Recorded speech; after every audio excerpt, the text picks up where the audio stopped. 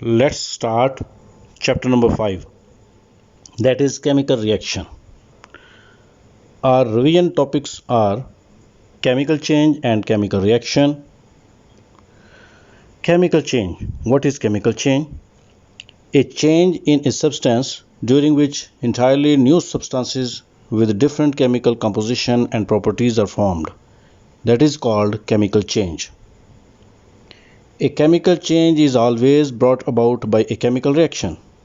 So now we will discuss what is chemical reaction. Yes, the process during which a substance changes into entirely new substances with different chemical composition and properties is called chemical reaction. When we write the chemical reaction, actually we need reactants and products. So now we will discuss about reactants. What is reactants? Substances which take part in a chemical reaction are called reactants. And now we will discuss products. Substances which are formed as a result of the reaction are called products.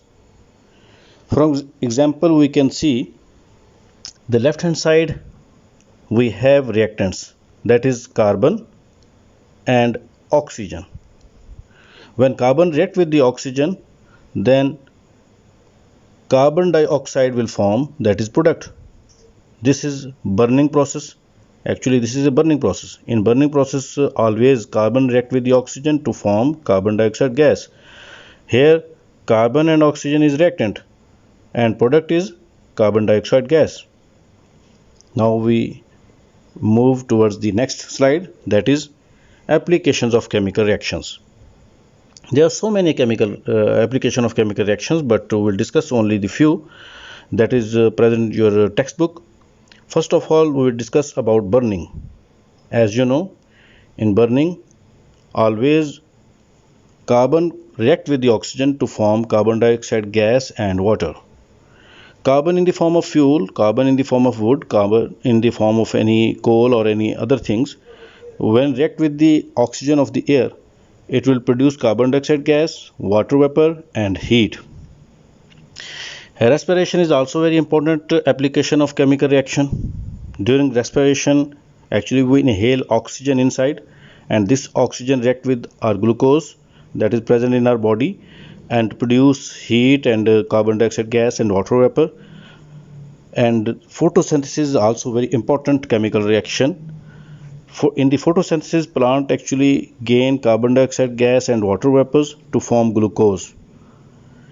There are other different other examples. Here in the bottom you can see conversion of the milk into yogurt and formation of baking products, also chemical reactions which are brought about by microorganism. We move next slide, that is balancing the chemical equation. You know, when we write the chemical reaction, we have to balance it as well. So for the balance of chemical equations, we need some rules. Which rules? The working rules for balancing chemical equations are follows. Number 1, write the unbalanced chemical equations and count the number of atoms of each element on both sides of arrow. Here in the bottom I have written already unbalanced chemical equation, you can see. And in this first rule, here he is mentioned, this is a mention, we have to count the number of atoms. You can see in reactant, this is nitrogen, this is divalent, so it is 2 atoms of nitrogen. And in product side we can see here is ammonia, but in ammonia nitrogen is only 1 atom. And we can also see about the hydrogen. Hydrogen has 2 atoms, but in case of ammonia hydrogen has 3 atoms. So this is not balanced, this is unbalanced. What we should do, we see in the second rule, work with one element at a time. Okay, we'll do, and we will work only with one atom.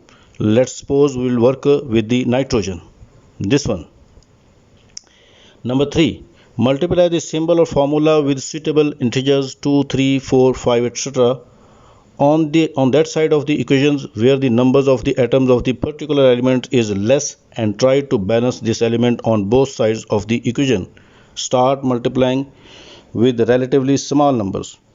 Okay, we see here in product side the numbers are less. That's why we have to multiply the any number which can make it balance with the reactant side. Here is the reactant side 2, but in product side is 1, so we have to multiply 2, that is 2. We have to multiply with the ammonia. Now nitrogen also has a 2 atoms here, and in the reactant side also 2 atoms, both are balanced. Let's see the next rule. Next rule is repeat the process for all the elements one by one. Okay, let's see. The other element is hydrogen. We see hydrogen has 2 atoms here in reactant side, but in product side hydrogen 2 multiply 3 is 6. If we see hydrogen, these are actually 6 in the product side. How can we make it in reactant side 6? If we multiply this 3 with the hydrogen molecule, then it will make 6, total 6 atom of hydrogen. Now it is balanced. 6 hydrogen here in reactant side, 6 hydrogen here in product side, and 2 nitrogen atom is in reactant side, and 2 nitrogen atom in a product side. So now balance chemical equation has been balanced. Let's see the last one, 5 number. Balance the diatomic molecules like H2, N2, O2, Cl2, etc. at the end. Yes, we have done it. In the case of the hydrogen, actually we did it in end, and that is they want you should any diatomic molecules at the end. Hopefully you understand this balancing chemical equation, and next and remaining things we will discuss in the next video. See you again in next video, inshallah.